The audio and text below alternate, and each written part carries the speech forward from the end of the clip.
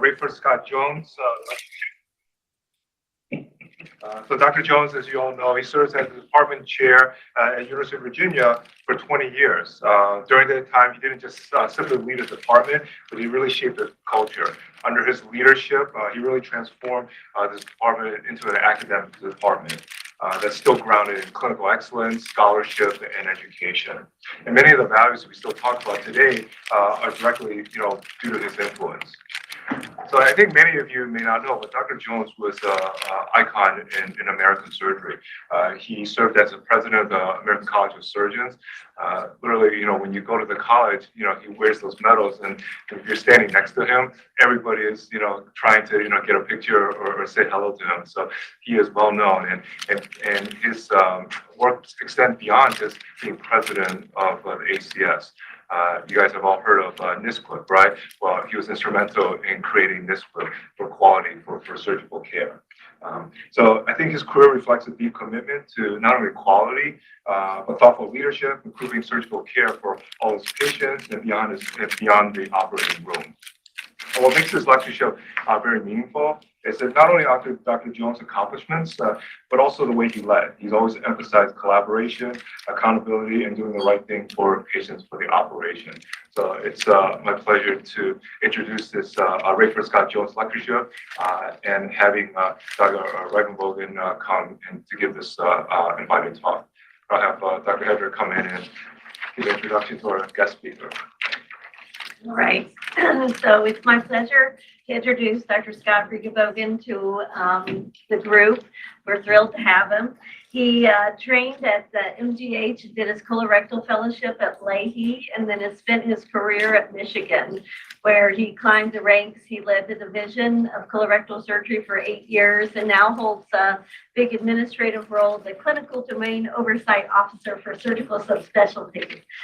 He's also a senior advisor for the Michigan Collaborative, and he's really been a national thought leader for all things quality in academic medicine and beyond.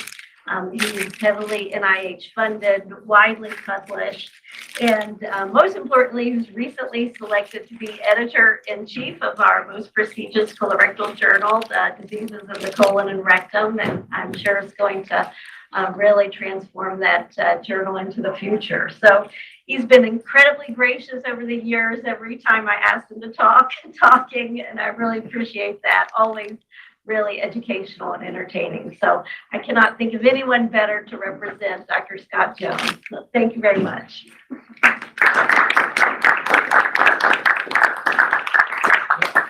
Well, thanks so much to Dr. Slung and Dr. Hedrick for the invitation. It's really been a pleasure to be here, and it's been fun. I look forward to getting to meet more of you as the day goes on. I have no disclosures other than I do receive a little bit of salary support from the Michigan Value Collaborative, which I'll talk about during this lecture. This is basically a story of not only kind of why I've come to live and work in Michigan and why I chose to go there in the first place, but also a little bit of a story of where I think quality assessment and improvement was falling short back when I was a research fellow, and where I think we've done a little bit better, and some lessons that I think could be learned on a national scale. It's actually a really appropriate topic to be included in a lectureship named for Dr. Jones. So as Dr. Sung mentioned, he, as president of the American College of Surgeons, was instrumental in getting the National Surgical Quality Improvement Program up and running. And he really championed its success. So this piece that he wrote down there on the bottom talked about the very earliest iteration of NISQIP, what it was achieving, and really its novelty in bringing real outcomes in a measured and adjusted way to surgeons, which was very threatening to people 25 years ago and also really novel. My ideas for this talk, actually, even before I really thought about that connection, fit really nicely, because it's all about how we create innovative initiatives to improve surgical care. University of Michigan, as well as Mass General, were two of the three original pilot hospitals. So I sort of have this in my academic blood to begin with, and it really lined up really nicely. But this talk actually does question whether NISQIP really did enough. and whether just measuring quality gets you where you need to get. So disclosure part 2 is, I may not have actually chosen the greatest topic to honor Dr. Jones in that way, but I think actually he would appreciate the critical look at it. So I'm going to go ahead anyway. Disclosure part 3 is that almost everything I'm going to talk about today is work that other people have done. I'm going to take very little credit for this, but it's work that I'm proud of and proud to at least have been near and a part of. So this is the question my mother asked me, frankly. Why are you moving to Michigan? It wasn't a place I'd actually, frankly, ever even been until I interviewed for my job. But I went there because of the work I'm going to talk about today, which is in Michigan, there was this very special situation where Blue Cross Blue Shield of Michigan was the near monopoly private payer for healthcare in the state. They had a real vested interest in the public health and the delivery of health services throughout the state because of that. And they were investing a lot of money in hospital collaboratives to try to improve quality broadly across the state. And this was really interesting to me because I found myself as a research fellow at the Harvard School of Public Health feeling like we were on a bit of an island in an ivory tower studying healthcare in kind of the best institutions. Even MSQIP was largely including hospitals that were kind of the high-performing hospitals to begin with. And I felt like there was something missing. And I felt like there was an opportunity to have an academic laboratory in a statewide collaborative. And that was really interesting to me. So that was motivating. And it was sort of a perfect time. The To Err is Human National Academy of Medicine report had just come out. There was a huge focus on quality and on errors and complications, and especially in surgery, which with Atul Gawande's book, bringing kind of public attention to what complications in surgery look like. And so Michigan was the place where I could find a statewide laboratory to do academic work that I thought would be impactful. And the model that I was sort of walking into was this statewide, insurer-supported, funded effort to pay hospitals not just for quality improvement, not just in a pay-for-performance kind of way, but in a pay-for-participation way, to actually give hospitals resources and opportunities to participate in quality improvement and reward them for participation with the belief that if everybody participated, it would be good for the health of the people of Michigan. So I get to go to a state institution, you'll appreciate this as well, where we felt like we had a statewide mission to our public and do work that might do the same. And so the idea was these collaboratives were all clinically focused. They were led by physicians and other clinicians.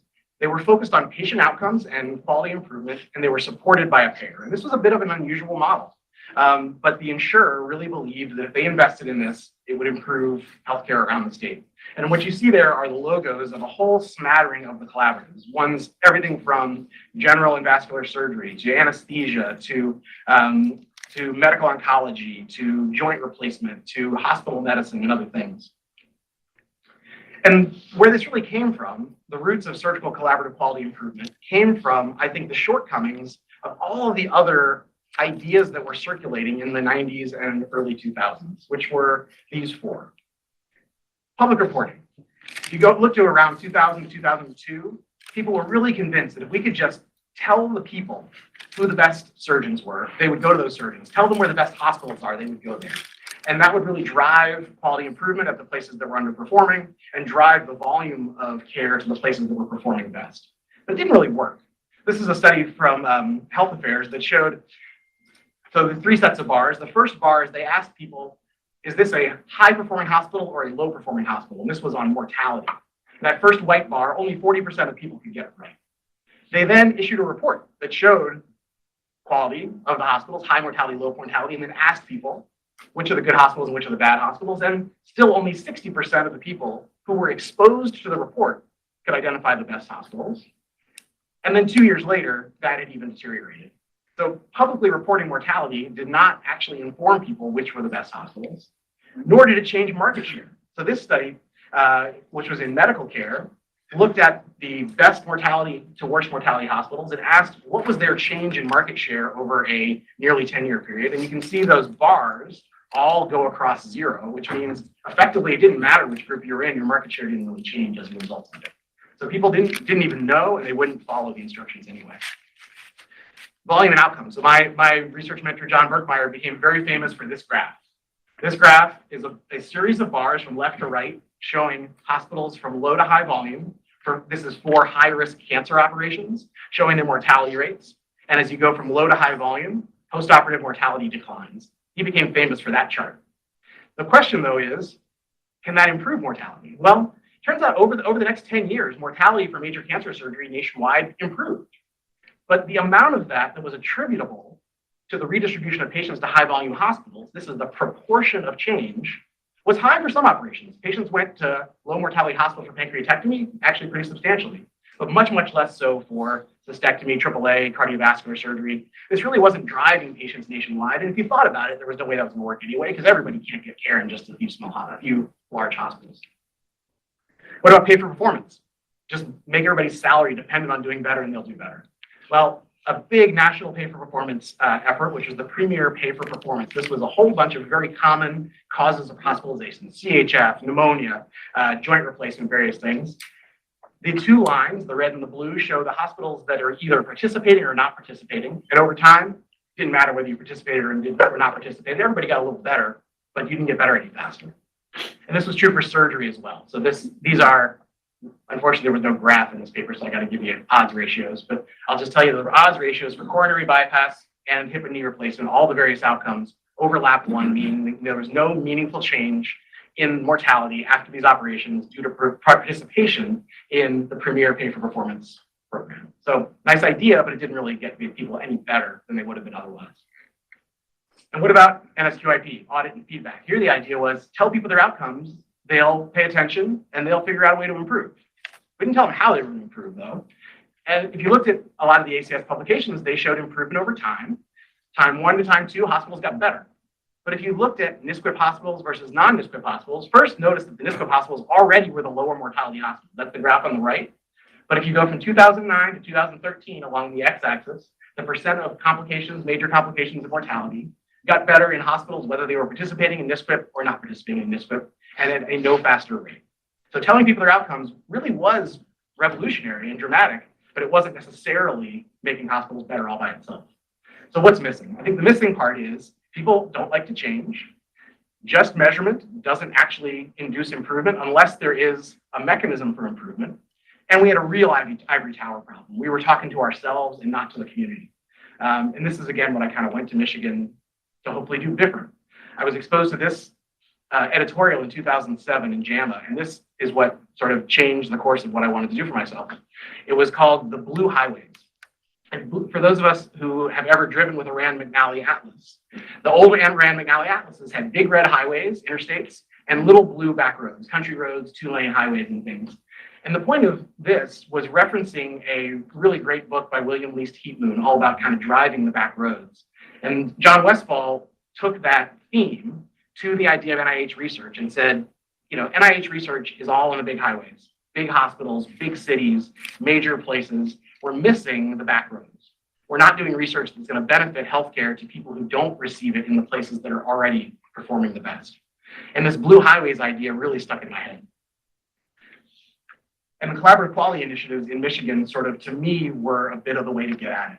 The idea of a collaborative quality initiative is you do report the data, but then you also work collaboratively to develop best practices. You then recollect data and analyze and figure out how you're doing. And you do this in a collaborative way that includes not just the big university hospitals, but includes the people who are providing care in all sorts of different settings and have all sorts of different sorts of perspectives and understanding of what their patients actually need. I'll talk through a few of the collaboratives just for examples. The Michigan Surgical Quality Collaborative is the General and Vascular Surgery Collaborative. It was one of the original kind of 4 in the state. It was pre-existing when I got there, and it was kind of the one that I thought I would spend my most time in, although it turned out not to be what I ended up dedicating myself to. It has almost 70 hospitals, 2,500 surgeons. They've been going for almost 25 years now, so they have more than 1 million cases in their registry. And the idea of the MSQC was built on a similar kind of platform as NSQIP, collecting similar data in a similar way with similar kinds of analysis, but had a real feedback and performance improvement element, which was frequent collaborative meetings, getting in a room like this several times a year to talk through data, sharing data between hospitals so that people understood who were the high performing and the low performing. And the high performing hospitals were up on the stage. It didn't matter whether they were the University of Michigan or a tiny hospital in the Upper Peninsula. We wanted to know what they were doing and learn from them. And then we had statewide initiatives that everybody would participate in. A familiar one here would be the surgical site infection prevention. So there was about a 6-year sort of dedicated focus on colectomy. Colectomy is one of the most common high complexity operations done in general surgery. It's a high complication operation, unfortunately, despite our best efforts, and it contributes to a lot of the morbidity in the world of general surgery. So the idea was, could we improve colectomy, just as an example? And this was a very simple intervention, which was a surgical site infection prevention bundle focused on normal glycemia, proper oral antibiotics with their bowel preparation, and proper intravenous antibiotics. You'd be shocked how rarely those 3 simple things were accomplished before this initiative. People were giving inappropriate antibiotics, not doing what we would consider best practice bowel preparation, not managing their patient's temperature. But if you get people to do all those 3 things, not surprisingly, these are evidence-based, well-proven surgical site infection prevention measures. You can improve surgical site infection rates. And statewide, those infection rates went from 6.7 to 3.9% over about a 5-year period, with an initiative that increased the performance of these 3 items from very uncommon, less than 30%, to nearly always. And the idea there is, again, not just giving people their data, but giving them something to do about it. And if you look now at a comparison between MSQC and NSQIP, this is a complicated graph, so I'll walk you through it. On the x-axis is time since enrollment in the program, so whether they were enrolled in NSQIP or MSQC, from when they joined until 40 months later. And then the y-axis is an observed to expected ratio of postoperative major morbidity. So was there more or less than expected complications? The light gray line shows the trend in the MSQC hospitals. The black line shows the trend in NSQIP hospitals. I already showed you earlier that NSQIP hospitals didn't really have a true over what would have happened anyway improvement in their morbidity mortality, but MSQC did. So again, difference there being, don't just give people their data, give them an opportunity to do something about it, give them resources, give them a community. The Bariatric Surgery Collaborative was also one of the original ones. They had 20 hospitals at the time of this study where they looked at IVC filter use. Now, this is going to seem really foreign to anybody who wasn't doing bariatric surgery 25 years ago, but IVC filters and VTE and PE was the thing people were paranoid about other than anastomotic leaks from their gastric bypass. And so in Michigan, there was a huge variation in practice in the use of IVC filters. Hospital 20 there was doing it 35% of the time. Hospitals 1 through 5, almost never. This was just prophylactic filter placement before gastric bypass. So obviously, they can't all be right. And the question is, who's right? Well, it turns out, if you compare in the blue bars, those patients who got IVC filters, to the orange bars, those who are matched controls who did not get IVC filters, there were a higher incidence of complications, serious, any, and death, among those who had VTE filters. Now, as a clinical epidemiologist like myself, you wonder, well, maybe the patients who got filters were higher risk patients. But these were all matched on comorbidities, matched on obesity, matched on the operation. And that graph on the left tells you that this wasn't really a clinical decision. This was a highly institutional decision, whether patients were getting IVC filters. So it had less to do with the patients and more to do with the providers. And there was no clinical evidence that it was reducing the exact complications we were worried about. Statewide intervention to share this data to make IVC filter use a payment-related condition. So for hospitals participating in the bariatric collaborative, one of their quality metrics became non-use of IVC filter. That intervention dramatically reduced the use of IVC filters almost immediately without any meaningful change in the VTE or pulmonary embolus rate. So you save the money that would have been spent on placing the filters. That was about $5 million a year. You save the money on excess complications attributable to the IVC filters based on that data I showed on the previous slide. And as far as Blue Cross Blue Shield is concerned, that's a $5.5 million savings per year in 2010 dollars, based on an intervention that very likely eliminated an unnecessary procedure. This is one of the most fascinating collaboratives, M-Open, the Opioid Prescribing Engagement Network. This was based on a realization, that graph in the upper right showing the trend in drug overdose deaths nationwide. We all knew this was happening. We all knew it was a major epidemic in the country. That graph on the left overlays the location of Michigan Surgical Quality Collaborative hospitals on top of a Michigan state county by county rate of deaths from opioid overdose. And if you kind of squint your eyes and don't look too closely, you start to realize the hospitals we're working with are in the same places where the deaths are happening. And it was that sort of realization that maybe this is actually a problem that doesn't necessarily feel related to general surgery, but actually this is happening in our backyard. And even more than that, the recognition that a lot of persistent opioid use originates with surgery. We actually were part of the problem as much as it didn't feel like ours. This is showing for various operations the rate of new persistent opioid use. So someone who was not filling prescriptions for opioids before their operation, but still filling them a year later. So anywhere from 6 to 20% of patients who had surgery had new persistent opioid use after the operation. So as much as we feel like maybe this is not exactly a surgical problem, for many patients it is. And it's happening in the places where we're operating. And again, in a collaborative meeting and sitting in a room like this, there was a bit of a conscience moment where this collaborative decided this is something we need to focus on, and actually just created a spin-off collaborative to focus just on opioid epidemic. It was also based on this realization. This is also from data from MSQC, which is, this was after gallbladder surgery. This is data from kind of the early 2010s, asking how much was prescribed in the equivalent of 5 milligram Norco pills after surgery. And you can see that there was sort of that bulk of prescriptions in kind of the 30 to 60 pills. That was really, really common. I know that doesn't feel even real 15 years later. So, 3/4 of the prescriptions were happening in that 30 to 60 pill range. I still remember being told as a resident that opioid prescriptions should have 3 digits in them because people didn't want to get phone calls for, not everybody, but people didn't want to get phone calls for refills. Obviously, that's not how we practice anymore. It's actually not how the patients were taking the medicines either. So if you ask the patients how many Norco equivalent pills they took, they were taking 0 to 20.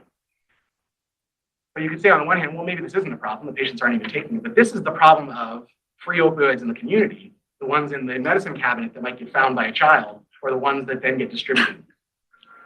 We were not only contributing to the persistent opioid use, we were contributing to the presence of opioids in the community at a level that really was unacceptable. So one of the things MOPN did, among many other things, was issue prescribing guidelines, and these are still available online, and they get edited every year. And every year, the prescribing guidelines have gone down in terms of the number of pills prescribed, because what we really haven't seen is a major increase in downsides. Patients showing up in the emergency room for opioids. Maybe the occasional more refill, but very different from when we were told pain was the 5th vital sign and pain had to be prevented and had to be treated.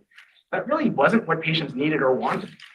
So if you look at what I do, colectomy, the guideline is now 0 to 10, 5 milligram Norco equivalent pills at the time of discharge. And boy, that is drastically different from what I would have done 15 years ago when I started practice, but I feel like it's working.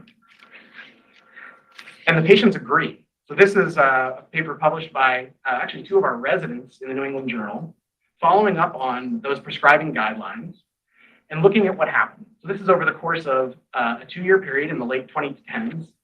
They asked how many pills were prescribed. That's that dark line in the middle. And you'll see that, as we showed earlier, the prescription quantities went down.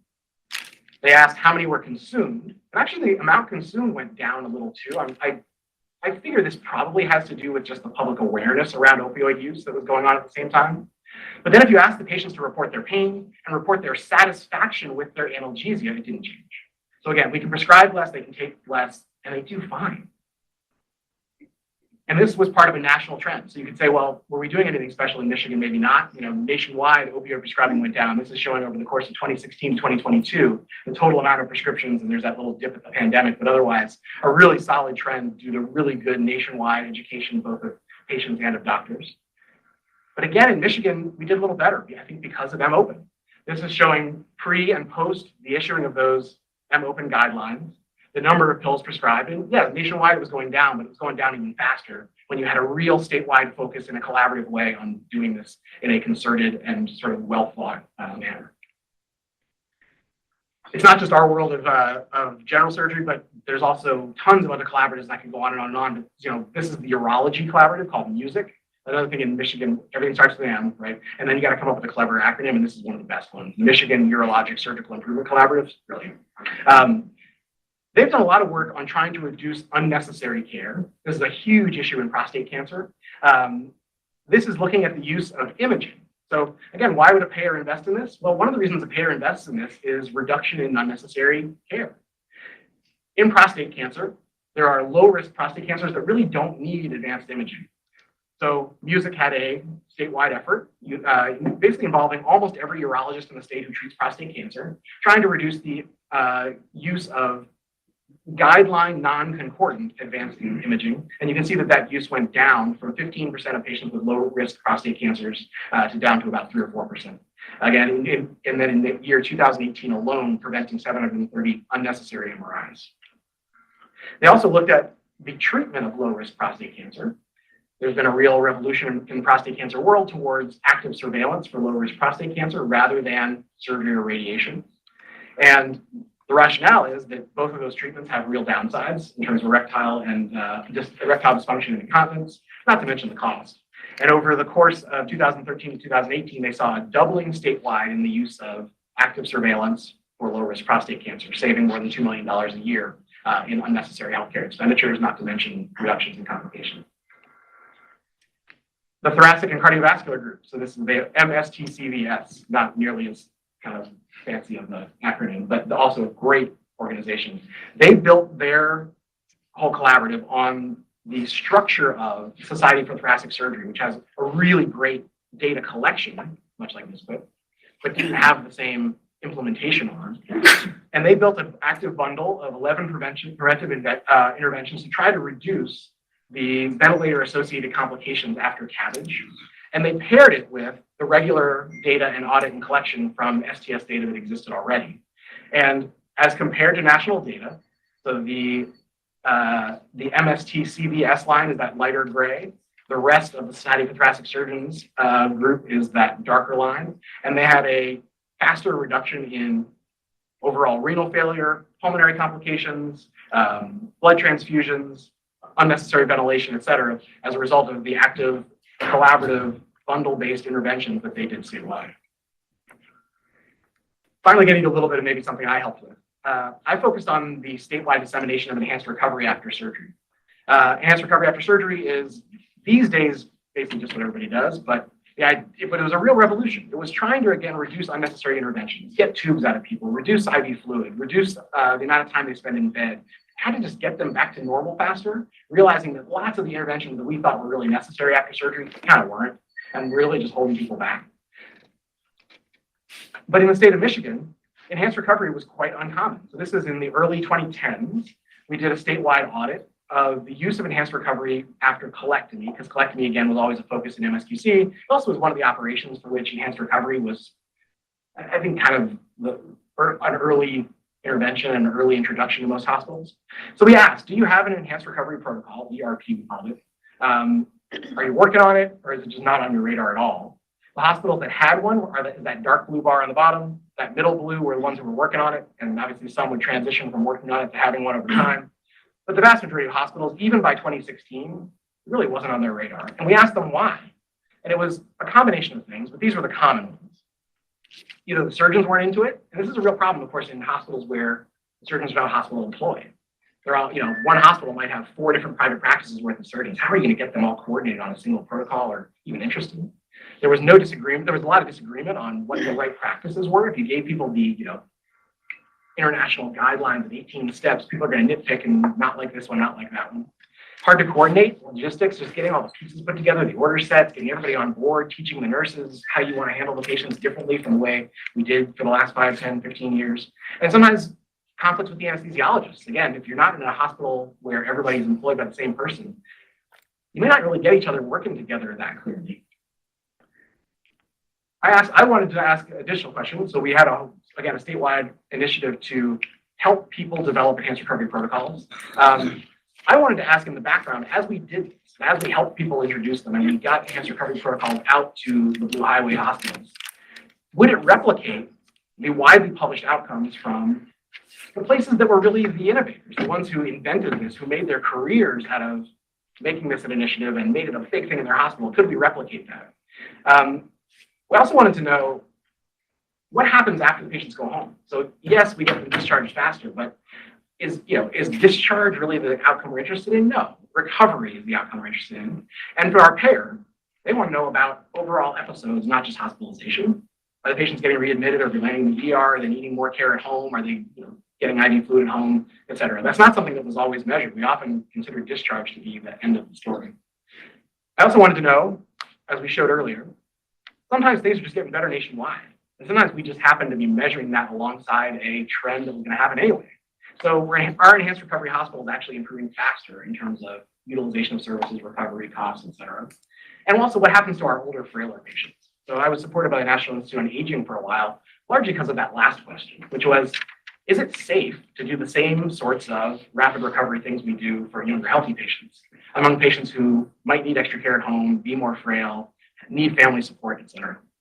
And this is just a kind of simplest demonstration of what we did. We looked at the length of stay, readmissions, complications among hospitals that either had or did not have enhanced recovery protocols. The darker bars are the ones that did. And there was a meaningful reduction in length of stay, although not enormous, without a real change in readmissions or complications. And costs didn't really change. That's actually a good thing. I wouldn't expect costs in terms of what the payer pays to hospitals and other doctors to change really, because we still get the same for the hospitalization no matter how long you're here. What I was worried about was, are we going to spend more on readmissions or post-acute care? And the answer was no. That was encouraging. Shorter hospital stays, less overall time in the hospital without downside costs that we were worried about. And then I'll just tell you in the background, same for older patients. So as long as we're smart about it and we take care of people the right way, it works well. What about actually improving surgery? Especially for the residents, right? You want to improve technically. Turns out we as faculty, we still want to improve technically too. And it's an open question whether we can do that. This graph on the right comes from John Berkmeyer's New England Journal paper that really got a lot of attention just for its, it was clever and simple and brilliant, which was they just watched people's operations on video. These were all laparoscopic gastric bypasses. Surgeons who did laparoscopic gastric bypass, this is all in that bariatric collaborative, would rate the surgeon's technical quality based on the video only, anonymized. And that skill rating is on the x-axis, and each dot is one surgeon.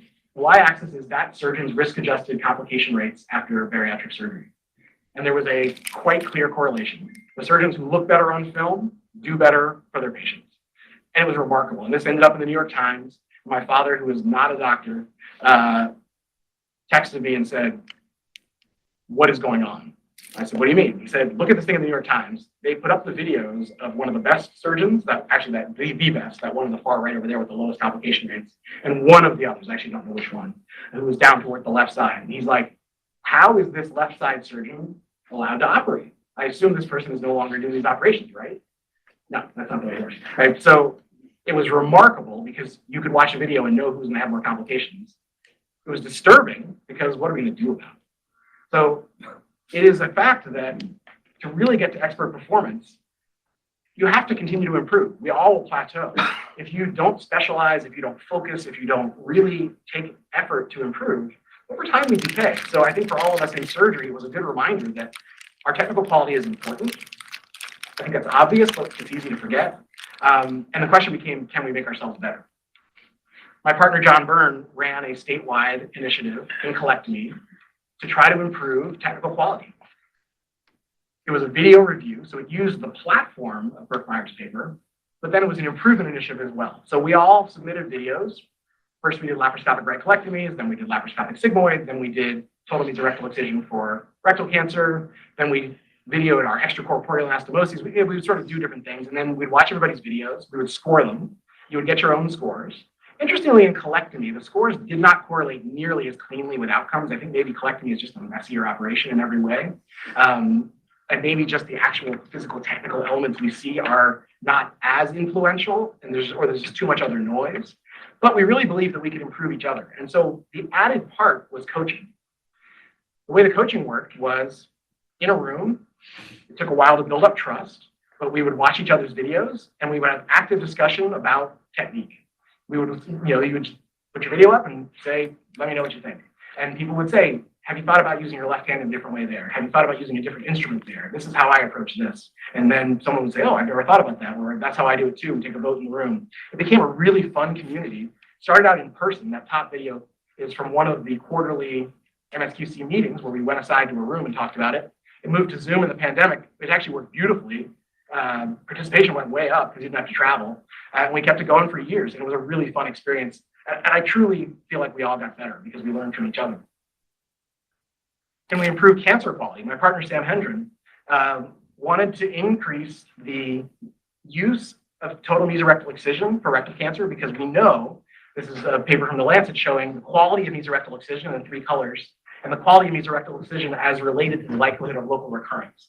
And local recurrence is highly correlated with quality of mesorectal excision. The blue line being ones that are poor quality and have the highest local recurrence rates, the green line being the higher quality.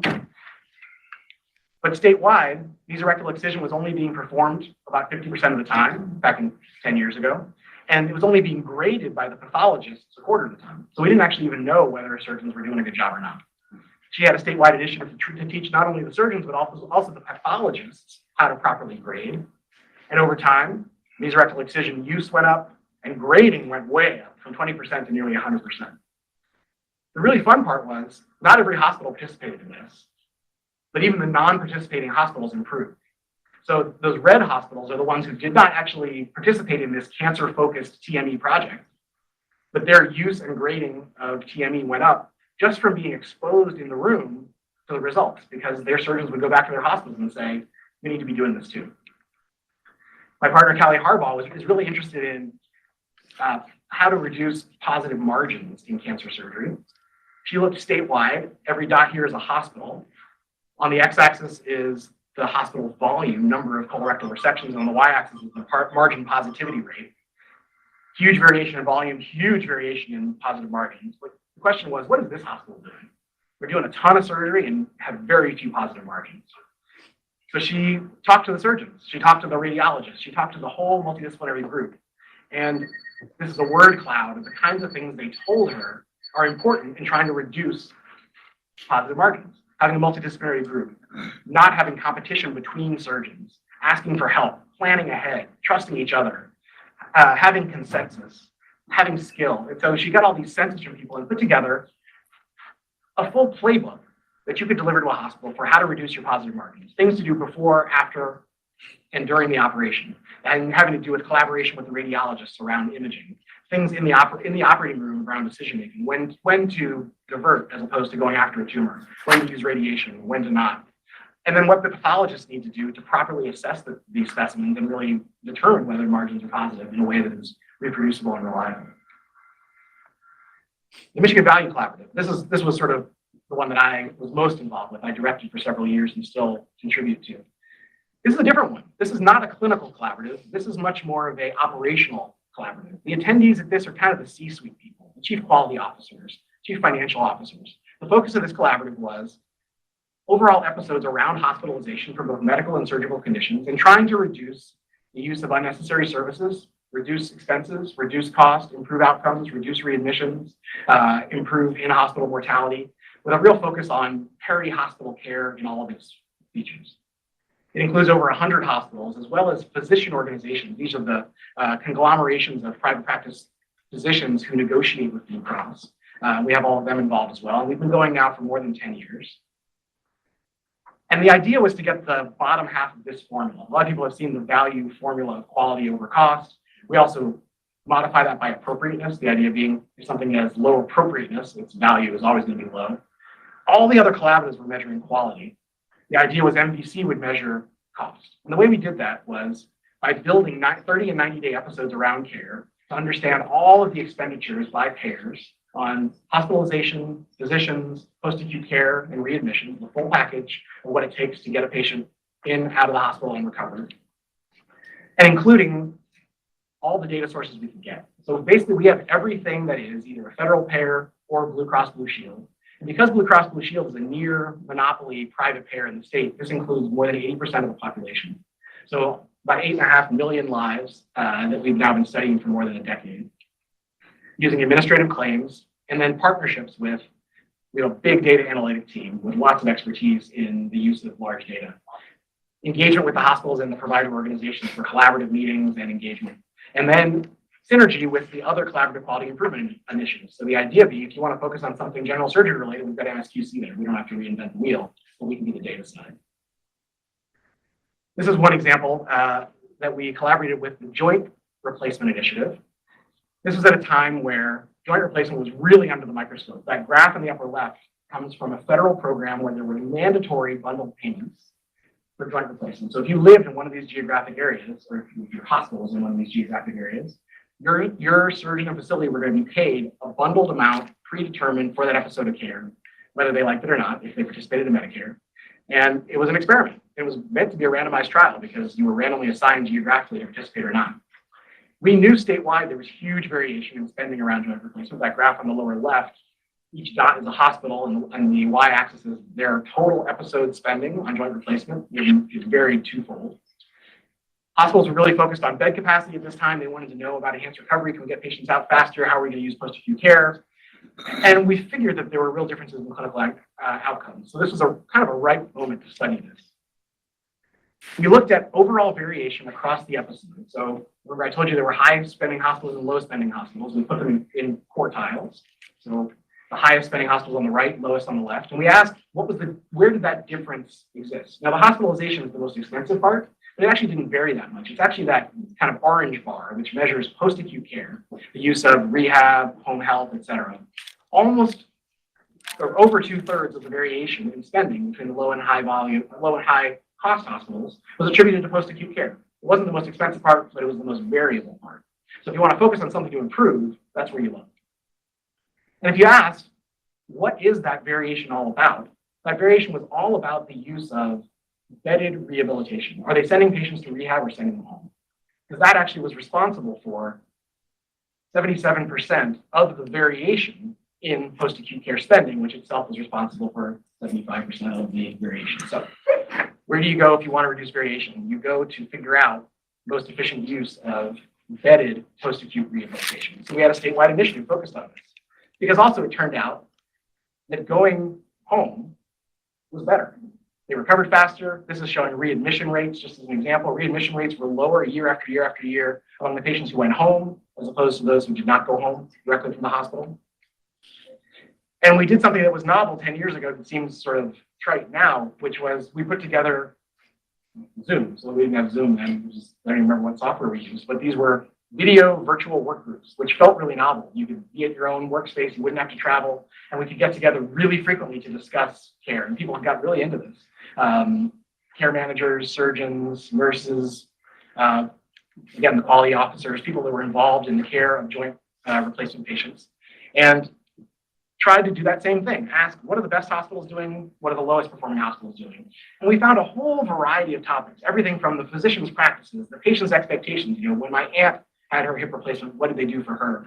To the patient's frailty, to the messaging, what they told patients. If you tell a patient they're going to go to rehab, they're going to go to rehab. If you tell them they're going to go home, they've got a pretty good chance of going home. And it really depended what they said. It depended how their pain was managed in the hospital, whether they had blocks or opioids. And it depended on their home support and getting them set up with proper family at home. And then within all of those, lots of features of different practices that led to this variation on the bottom in spending on post-acute care. Statewide campaign using our registry data, using the output of those virtual meetings, using ongoing work groups, site visits to the hospital to see what they do. And then we made a promise to Blue Cross. The promise to Blue Cross was, right now, 30% of patients are going to bedded rehab. Over a 5-year period, we'll cut that in half. So that blue line was our goal and our sort of projected amount of spending on post-acute care, that it would go from about 5,000 to 3,500.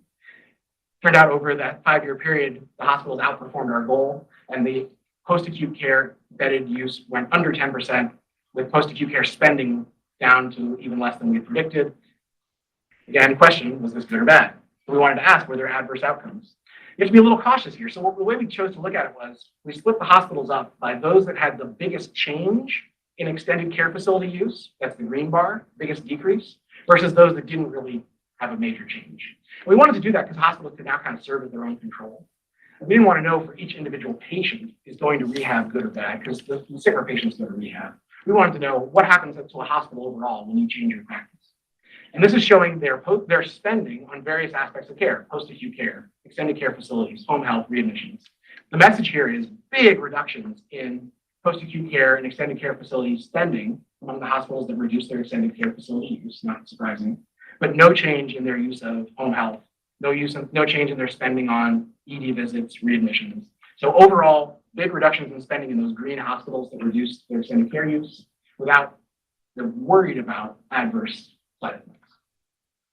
There's about 40,000 joint replacements in the state a year, so they had a 70% reduction in use, which is about 8,000 additional patients per year recovering in their own home instead of in a facility, more than $80 million in savings annually. A really interesting backside question that I don't think we have a good answer to is, what does this do to the families? And I think from a gender equity standpoint, from an overall society standpoint, this is a really important question. Have we just transitioned the burden of caregiving to people at home? Maybe one of you will get inspired to study that question. It's been one that's been on my mind for a long time. So I think this was really successful. And I finally get to tell you something I was a part of. But why did it succeed?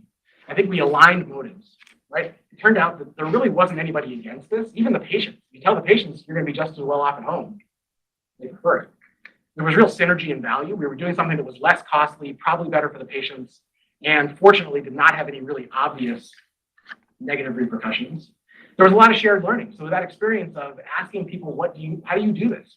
It worked for our colectomy project and what instrument to use to take the ileocolic vessels. It works when you talk to care managers about how do you manage post-discharge and how do you set patient expectations. This collaborative of collaboratives was great. So I got to meet the people from the Joint Replacement Collaborative who I kind of knew but didn't really know, but got to meet their collaborators statewide and understand what they were doing, which then really fed back into the Michigan Value Collaborative, and we got a new community of hospitals and participants that understood what their practices were like. And it was all really timely. We had data for people every month. We could show them what they were doing. We could follow it really closely. And that feedback, some real peer pressure, making people want to be best performers, all kind of synergized to something that I think was really effective. And so if I ask overall, what are the principles of a successful collaborative? If you wanted to go out and do this, what's the secret sauce?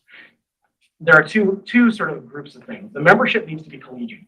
So people need to be willing to work together. We're sort of natural competitors, and you got to set that aside for a while when you're in the room and working on a collaborative. Everything has to be confidential, right? If you see my data, you can't be talking about it out on the street 3 hours later. So there needs to be a real understanding that what we talk about in the room stays in the room, except for the actions we're going to take to improve upon it. But at the same time, no secrets. If I have something that really works, I can't be holding it back from my collaborative partners. And no billboards this was Skip Campbell, with the original director of the SQC. He's a transplant surgeon. And Dr. Campbell, this was one of his mantras, was no billboards, meaning if you're that hospital on the far right on that positive margins graph, if you're the hospital with the lowest surgical site infection rates, you can't be putting that up on a billboard. So just like we can't be sharing other people's dirty laundry, you're not going to use collaborative data to brag about your performance. It stays within the collaborative. The coordinating centers that run these collaboratives needed to be able to provide actionable data. So give people feedback that they can do something with.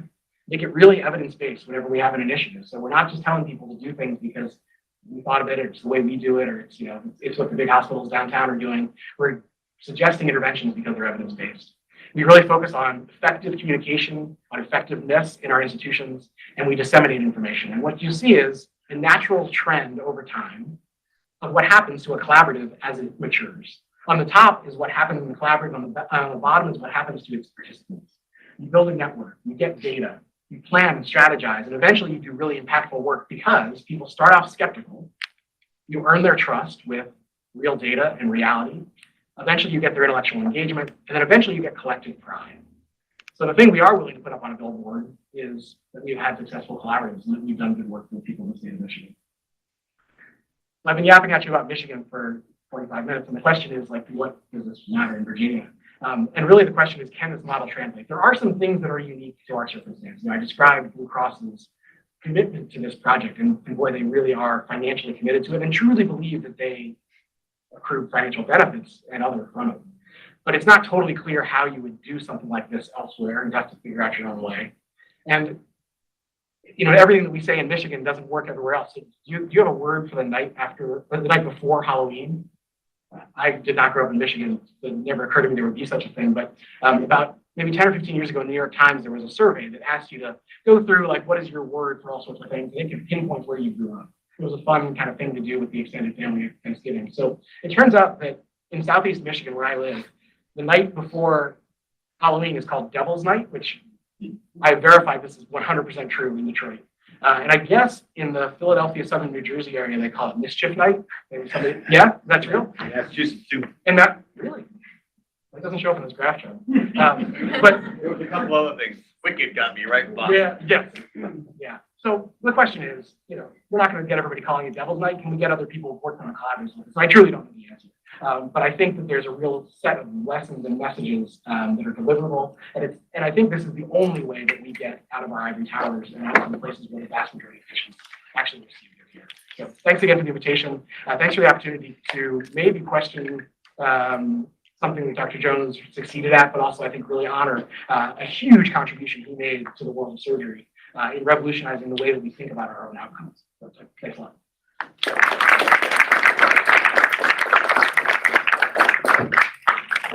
does anybody have any questions?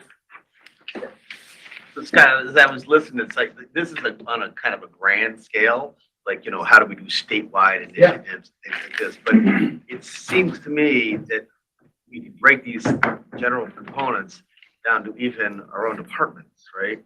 I mean, we have teams that don't do the same thing, surgeons on the same team that don't practice the same way. And it can be very confusing to residents. It can be confusing to providers where plans change constantly and things like that. I mean, couldn't we break this down to have quality kind of collaboratives, like at a much smaller scale?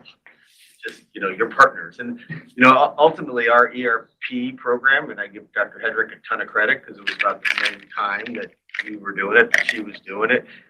But a lot of it was, first of all, we had collaboration with the anesthesia department, but a lot of it was then us as a group. We isolated it just to the colorectal group. We all agreed we were going to do it this way. It did take some time to kind of say, well, that's not the way I used to do it, but I'm willing to go down this path. But it did take a little skepticism, trust, and then ultimately engagement, and I think collective pride, just as you just pointed out. But I think it can be done at a much smaller scale as well. For sure. I mean, I think in individual hospitals, right, there can be vast variation in how people practice. I was joking at dinner last night that every time someone joins our group, if I find out they do something the way I do it in the operating room, I change so that I'm always teaching the residents something new. Because I want the residents to see 5 different ways to do everything, but that also has a downside. Like, if we don't want to have 5 different ways that we administer post-operative analgesia, right? Like we really want to do that the same so that there's predictability, and like I can't ask a nurse to walk into room 1050 and tell this patient, this is what's going to happen in 1051 and tell them a different story. So yeah, I think there was a time, of course, early in my career when people referred to cookbook medicine in a very negative way, right? The idea that we would tell people how to practice or set guidelines or limit the kind of artisanship of medicine and surgery was viewed very negatively. I think that's completely different in the current kind of generation. We view standardization as valuable. We view consistency. We view reliability as valuable. And I haven't heard that term cookbook medicine except out of my own mouth in quite a long time. So yeah, I think the same principles apply, which is how do you get people's trust, engagement, and shared pride in what you do? And if you can get that amongst colorectal surgeons, a department of however many general surgeons, or the entire group of people that contribute to perioperative care in an institution, you call it micro. I think that's actually still big work. It's hard to get everybody on the same Definitely page. hard work. But I think we don't have to, like, this can be a little intimidating. I'm going to have a statewide initiative, but thinking about your own team, maybe it doesn't seem so daunting. Yeah, what's fun about the statewide element is it's really humbling. You look out into the audience and you realize I'm a part-time surgeon with these things. Right? Like I have grants and administrative jobs, and people in the audience operate twice as much as I do. And you have to have a moment of humility to realize, I understand clinical epidemiology and data and can talk fancy, but like I can probably learn tons about how to take care of patients from the other people in the room. That's been really fun.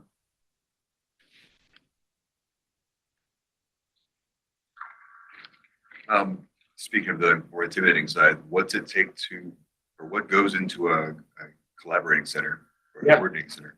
Yeah, it totally varies depending on what the collaborative needs to do. So, for the Michigan Value Collaborative, for example, our coordinating center when we started in 2013 was a director. John Burkmeyer was my research mentor at the time, and I basically joined the collaborative because I wanted to be his lieutenant on something. And I was like, this is brand new. I was like, I can be writing on the center. And so we had at that time 4 faculty members. John is a director, and then 3 of us who were kind of helping out. We had 1 data analyst who managed all of our stuff, and then we had a program coordinator, just like a kind of project manager kind of person. Today, the Michigan Value Collaborative has 19 employees, plus 5 faculty involved. We have a director, we have 4 senior advisors like me, we have an economist, and the 4 senior advisors, we have 1 who's like an internist, 1 is a hospitalist, 1 is a urologist, and me. We have a data analytics manager who has 5 people working for her. We have an engagement manager who has 2 people working for her. We have a communications director. So it's a lot of people. But it's actually one of the least expensive collaboratives because we don't do any primary data collection. So if you look at MSQC's coordinating center has about 10 people, but they also employ nurse data collectors at every site. So they have 70 people, not full-time employees, but 0.2 to 0.3, 0.4 of their time just to collect the data. So the Michigan Value Collaborative has an annual budget of over $12 million. Michigan Value Collaborative has an annual budget of about $2.5 million. And then the coordinating centers have huge data resources. A lot of them have contracts with external vendors to manage the data. Some of them do it in-house, depending on what we need to do. And of all the collaboratives, now there are about 26 of them. 23 of them are based at the University of Michigan, and 3 of them have coordinating centers elsewhere. So we also have to be careful there. I mean, there's part of that building trust is getting people over the idea that this is just a scheme for us to write grants and write papers and advance our academic career. So part of the trust building is convincing them that it's yes and. Yes, hopefully we do that too. Is there a standard data use agreement in place for all of them? It, again, depends on the collaborative. So for the Michigan Value Collaborative, we use all administrative data. So the data use agreements are between the collaborative and Medicare and between the collaborative and Blue Cross. For all of the other ones, there are data use agreements between the coordinating center and the hospital, for example. Yeah, I mean, because we did it throughout the Virginia Collaborative, and I mean, it took us a year to get that set up. Oh, they're really complicated. Some of the best things we've done though are qualifying for special treatment kind of programs. So, for example, Michigan Surgical Quality Collaborative became they got a special certification. I forget what it's called that allows them a little more leeway in how they use data.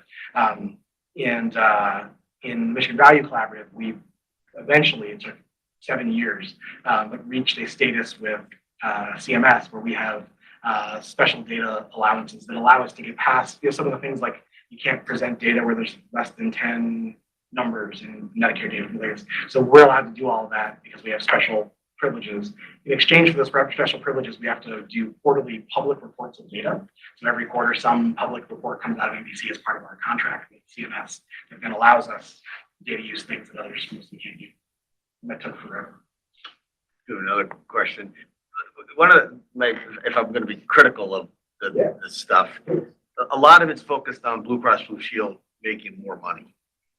And yes, hopefully there's quality improvement as well. But I think one key component you just alluded to is, are we really doing the right thing, right? Especially when I think of discharge to home, because that's become this weird metric now. And,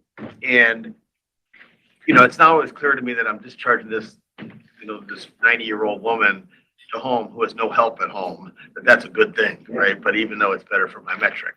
So I guess one of my questions is, have you factored into like socioeconomic status and like do different parts of the state? Like my patients from Southwest Virginia are far more likely to go to a rehab because they have no resources than the one that comes from the rich woman that lives downtown and goes to Martha Jefferson House, for care. Definitely. And so in Michigan, it would be the inner city Detroit or the rural Upper Peninsula. Both of them have massive social challenges. Yeah. And that when you get into these work groups, that stuff comes out for sure. When you're talking to the surgeons at Detroit Receiving Hospital, right?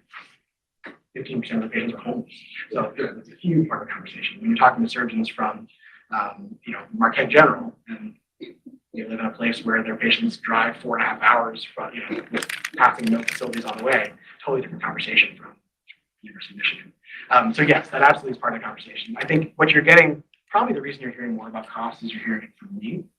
If you heard it from a different person who is steeped in the collaboratives, you'd hear that less. It's just because of my Michigan Value Collaborative role, and now that I'm part of the system or in my administrative job, I just think about it a lot, and I just happen to find it fascinating and interesting, and actually important. I think you're probably hearing it more from me than you would hear from most other people if presenting a similar topic. It's not what you hear from Blue Cross all the time. Blue Cross kind of stays out of the way. They attend all the meetings and they participate, but like there's sort of an explicit understanding that the collaborative is not theirs. In fact, they almost never receive identified data. So like they don't even know necessarily who the good hospitals and the hospitals in terms of performance. They of course know who they're spending more money on. But if they weren't saving money on it, they would have quit it a long time ago. It was always interesting. Whenever we would get called downtown to come meet with the execs. They were Michigan Value Collaborative. They were particularly interested in because it's focused on spending. It was always really fascinating just to kind of see their world and try to understand it from their perspective. Well, thank you so much. Yeah, thanks. Please accept this gift from us.